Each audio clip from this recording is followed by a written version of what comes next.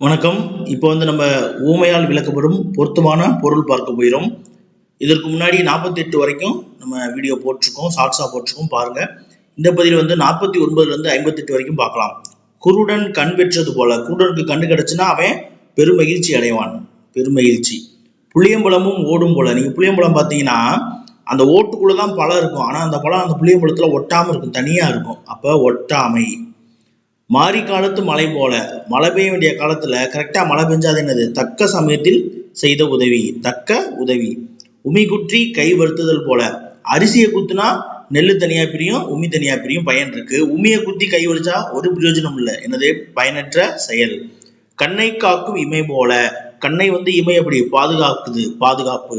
வெண்ணெய் இருக்க நெய்க்கு அலைவது போல, அதாவது ஒரு பழமொழி சொல்லுவாங்க இல்லையா, கையில வெண்ணெயை வச்சுக்கிட்டு நெய்க்கு அலையிறான். அதாவது வெண்ணெயை காய்ச்சினா நெய் வந்துடும்.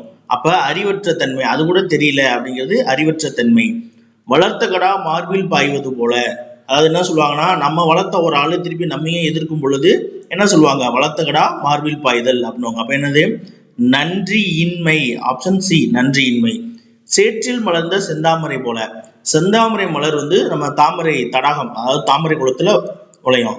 ஆனா சேற்றிலையுமே என்னது, அந்த செந்தாமரை வளர கீழே சேர் இருக்கு இல்லையா, அப்ப குடிப்பெருமை. சேற்றில் கூட செந்தாமரை வரும் அப்படின்னு சொல்றாங்க. அதாவது உயர்ந்த குடின்னு சொல்லாத இடத்துல கூட உயர்ந்த பண்புள்ளவங்க வருவாங்க. அப்ப குடியினுடைய சிறப்பை குறிக்கக்கூடியது. விழலுக்கு இறைத்த நீர் போல, நம்ம ஏற்கனவே ஒரு முறை சொல்லியிருக்கேன், பயனின்மை இல்லைன்னா பயனற்ற செயல். மலரும் மனமும் போல, பலமுறை வந்துருச்சு, மலரும் மனமும் போல அப்படின்னா என்னது, இணை பிரியாமல் இருத்தல்.